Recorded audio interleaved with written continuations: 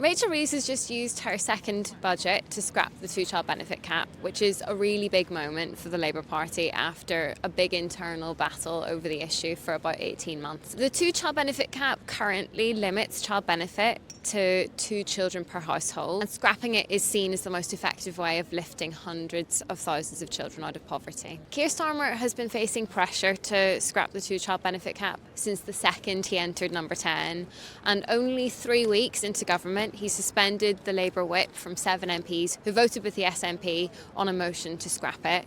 At that point, Keir Starmer didn't rule it out, but he didn't commit to it either. So I'm told that back then, at the beginning of their time in government, Morgan McSweeney, Keir Starmer's chief of staff, encouraged the Prime Minister to rule out scrapping the cap entirely.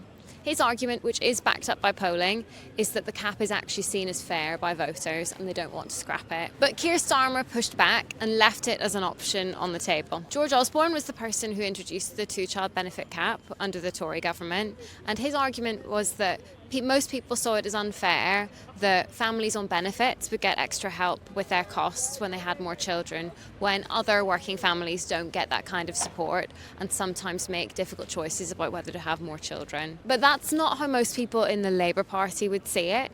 They firstly would say that a lot of these families are in work, even though they're also on benefits.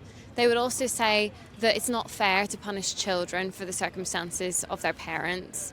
And as for the polling, they would say that there's also polling that shows that voters actually expect Labour governments to tackle child poverty. After pressure for a year and having found the money to do it, Rachel Reeves today announced that she is lifting the cap, which should lift 350,000 children out of poverty. Labour MPs are delighted, talking about all the children in their constituencies who'll be lifted out of poverty. But will voters react as warmly? After an internal debate for over a year, we're going to see who's right.